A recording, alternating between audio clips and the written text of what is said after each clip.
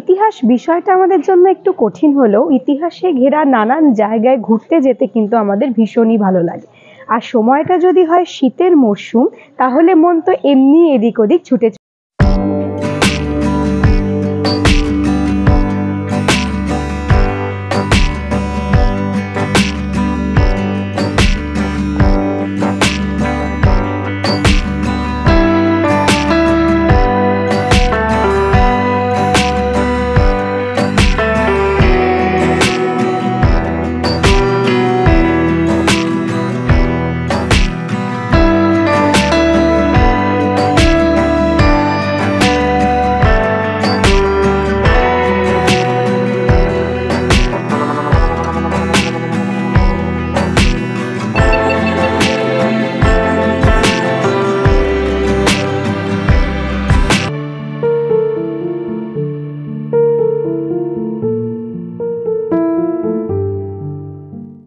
Hello guys, আমি রচয়িতা আর তোমাদের সকলকে জানাই রচয়িতাস লাইফস্টাইল চ্যানেলে অনেক অনেক অনেক স্বাগত। আজকে চলে এসেছি বাগবাজারে শ্রীরামকৃষ্ণ পরমহংসদেবের সহধর্মিণী সারদা মায়ের বাড়িতে। আজকের ভিডিওতে তোমাদের জন্য থাকছে মায়ের ঘাট, মায়ের বাড়ির সমস্ত বিস্তৃত বিবরণ এবং কখন থেকে কখন মন্দির ওপেন, প্লাস ভোগের টাইম, কিভাবে এখানে আসবে, সমস্ত বিস্তারিত তথ্য কিন্তু আজকের ভিডিওতে থাকছে। ভিডিওটা সম্পূর্ণ দেখো এবং ভালো লাগলে একটা লাইকও করে দিও। পাতানো মা নয়, আমাদের সত্যিকারের জননী সারদা মায়ের বাড়ি এবং ঘাট দুই জায়গাতেই আসতে হলে প্রথমে আমাদের নামতে হবে বাগবাজার স্টেশনে। এই স্টেশন থেকেই দেখা যাবে গঙ্গা, আর একটু এগিয়ে গেলেই মায়ের ঘাট। বাগবাজারের বাড়িতে মা জীবিত থাকাকালীন অবস্থায় প্রতিদিন নিয়মিত এই ঘাটেই গঙ্গা স্নানে আসতেন। এই ঘাট পাগলাবাবুর ঘাট নামে পরিচিত থাকলেও পরবর্তী সময় মায়ের ঘাট নামেই সমধিক প্রসিদ্ধ হয়। এই ঘাটে বহু মানুষের সমাগম হয়, বিশেষত ঠাকুরের জন্মতিথিতে এবং সারদা মায়ের জন্মতিথিতে বহু বিদেশি পর্যটকও কিন্তু এখানে আসেন। বহু বিদেশি পর্যটকের সমাগমও কিন্তু সেই সময় এখানে দেখা যায়। 1909 সাল থেকে 1920 সাল পর্যন্ত দীর্ঘ 11 বছর মা নিয়মিত এখানে স্নান এবং জপাদি করেছেন এবং শ্রী শ্রী সারদা মায়ের 150তম জন্মবর্ষপূর্তি উপলক্ষে এই ঘাটের সম্পূর্ণ সংস্কার এবং ব্যবহারের উপযোগী করে শ্রী শ্রী সারদা মায়ের ঘাট নামেই উৎসর্গীকৃত করা হয়। ঘাটের পাশেই রয়েছে মায়ের এই প্রতিকৃতি। ভক্তরা স্নানের পর এখানে ফুল, ফল, মিষ্টি, ধূপ দিয়ে মায়ের পূজা করেন। মায়ের এই ঘাট কলকাতার বিশেষ দ্রষ্টব্য স্থানের মধ্যে একটি। গঙ্গায় এই ক্রুজে ভ্রমণ কিন্তু এখন খুবই শোনা যাচ্ছে। এখানে তোমরা চাইলে ক্রুজে করে পুরো গঙ্গায় ঘুরতে পারবে। যদি তোমরা এই ক্রুজের বিস্তৃত বিবরণ চাও তাহলে নিচে কমেন্ট বক্সে অবশ্যই বলো, আমি তোমাদের সাথে সেটাও শেয়ার করব।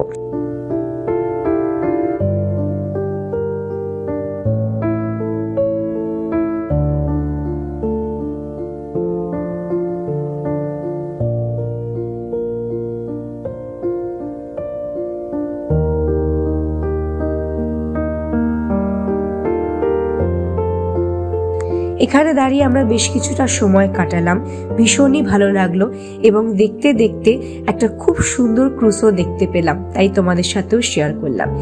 এবার আমরা এগিয়ে চলেছি সারদা মায়ের বাড়ির উদ্দেশ্যে। মায়ের ঘাট থেকে একটু এগিয়ে এসে একদম সোজা রাস্তা ধরে সোজা এসে এই যে বাঁ হাতে আমাদের ঢুকতে হবে। একদম সোজা রাস্তা ধরে এসে বাঁ হাতে একটু এগিয়েই ডান দিকে পড়বে আমাদের মায়ের বাড়ি, শ্রী শ্রী সারদা মায়ের বাড়ি।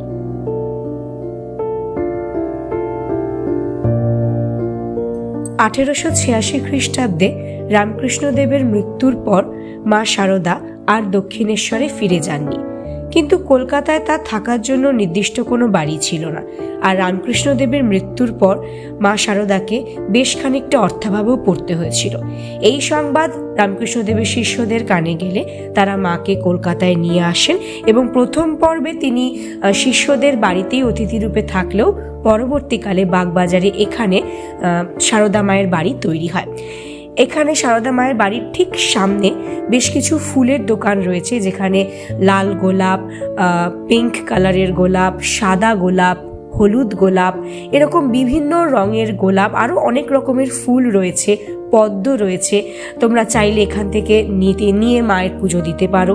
এছাড়া রয়েছে মা শারদার স্বনির্ভর কেন্দ্র, যেখানে বেশ কিছু সুন্দর সুন্দর হাতের কাজের জিনিসও কিন্তু রয়েছে। তোমরা চাইলে এখান থেকে মা শারদা মায়ের ফটো বা আরও অনেক রকমের জিনিস কিনতে পারো। ধূপকাঠি, মোমবাতি সমস্ত কিছুই কিন্তু এখানে রয়েছে, কোনো কিছুই নিয়ে আসার দরকার পড়বে না। তো চলো এবার শারদা মায়ের বাড়ির ভিতরে প্রবেশ করা যাক এবং যতটা সম্ভব, যতটা এরিয়া তোমাদেরকে দেখানো যায় সবটাই তোমাদেরকে ঘুরে দেখানোর চেষ্টা করব এই ভিডিওতে। মায়ের বাড়িতে প্রবেশ করেই প্রথমে এই মহারাজের ঘর পড়বে এবং চারিদিকটাই খুব সুন্দর সূক্ষ্ম কাজ করা, অনেক পুরনো দিনের ঘড়ি রয়েছে, খুব সুন্দর সূক্ষ্ম কাজ। এবং শারদা মায়ের বাড়িতে ঢুকেই ডান দিকে সরু সিঁড়ি দিয়ে আমরা উপরের দিকে উঠে যেতে পারবো, যেখানে রয়েছে শারদা মায়ের ঘর, যেখানে তিনি থাকতেন। তো এই সরু সিঁড়ি দিয়ে উঠে এই হচ্ছে দোতলায় ঢোকার একদম জায়গা। এখান দিয়ে সোজা ঢুকে এইভাবে লাইন দিয়ে আমাদের এগিয়ে যেতে হবে এবং ডান দিকে বসার জায়গা রয়েছে, যেখানে চাইলে তোমরা বেশ খানিকটা সময় বসে নিরিবিলিতে সময় কাটাতে পারো, বেশ ভালো লাগবে। এই হচ্ছে চারিদিকটা, খুব বড় এরিয়ার মধ্যে নয়, কিন্তু খুব সুন্দর জায়গা। শারদা মায়ের, স্বামী বিবেকানন্দের, শ্রীরামকৃষ্ণ দেবের বহু ফটো রয়েছে, আগেকার দিনের সুন্দর সুন্দর ঝাড়বাতি। এবং সব থেকে ভালো যে জিনিসটা সেটা হচ্ছে এই জায়গাটা, যেখানে দোতলা থেকে দাঁড়িয়ে নিচতলাটাও খুব সুন্দরভাবে দেখা যায়। তো আমরা এভাবে লাইনে দাঁড়িয়ে শারদা মায়ের ঘরের সামনে গেলাম। এখানে শারদা মায়ের ঘরের ভিতরে তো ঢুকতে দেবে না, তাই জন্য বাইরে থেকে যতটা সম্ভব সবটা তোমাদেরকে দেখানোর চেষ্টা করছি। এক ঝলকে তোমরা একটু দেখে নাও শারদা মায়ের বাড়ির দোতলার পুরো ভিডিওটা। এই হচ্ছে শারদা মায়ের ঘর, যেখানে তিনি প্রথম পর্বে পুজো করতেন, কিন্তু পরবর্তীকালে এখানে তিনি বাসও করতেন, অর্থাৎ এই ঘরেই তিনি থাকতেন। মায়ের ঘরের পাশেই রয়েছে এই ঘরটা, যেটা মহারাজ শারদানন্দের ঘর। মায়ের জীবিত থাকাকালীন অবস্থায় এই শারদানন্দ মহারাজই মায়ের দেখাশোনা করতেন।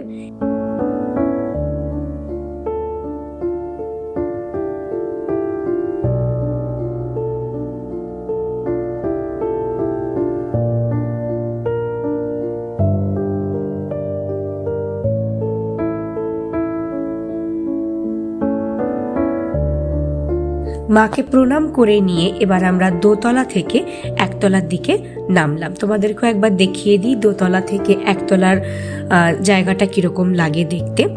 আর একতলায় অর্থাৎ নিচের তলায় কিন্তু ভোগ প্রসাদ বিতরণ হচ্ছে, এটা সবসময়ই হয় এবং এখানে বেসিন বা ওয়াশরুমেরও কিন্তু ব্যবস্থা রয়েছে। এখানে দেখো আগত দর্শনার্থীদের জন্য এখানে সবসময় ভোগ প্রসাদ এরকম সাজানো থাকে।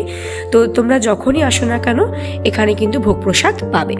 ওপেনিং টাইমটা তোমাদেরকে আরেকবার বলে দিই, অক্টোবর থেকে মার্চ মাসের মধ্যে যদি তোমরা আসো তাহলে সকাল 6টা থেকে 11টা পর্যন্ত এবং বিকেল 3:30 থেকে রাত্রি 8টা পর্যন্ত কিন্তু খোলা পাবে। আর এপ্রিল থেকে সেপ্টেম্বরের মধ্যে আসলে সকাল 6টা থেকে 11টা আর বিকেল 4টে থেকে রাত্রি 8টা পর্যন্ত খোলা পাবে। মায়ের মন্দির একটা আলাদাই প্রশান্তির জায়গা, যেখানে আসলে মনের সমস্ত গ্লানি দূর হয়ে যায়। আশা করি ভিডিওটা তোমাদের প্রত্যেকের ভালো লেগেছে। তোমরাও যাও একবার ঘুরে আসো মায়ের বাড়ি থেকে। যদি ভিডিওটা ভালো লেগে থাকে তাহলে প্লিজ লাইক, শেয়ার, সাবস্ক্রাইব করে দিও। আর এরকম নিত্য নতুন ভিডিও পেতে আমার চ্যানেলটাকে অবশ্যই সাবস্ক্রাইব করে বেল আইকনটাকেও প্রেস করে রেখো। আজকের মতো তোমাদের প্রত্যেককে জানাচ্ছি বাই। দেখা হচ্ছে আবার পরের কোনো একটা নতুন ভিডিওতে।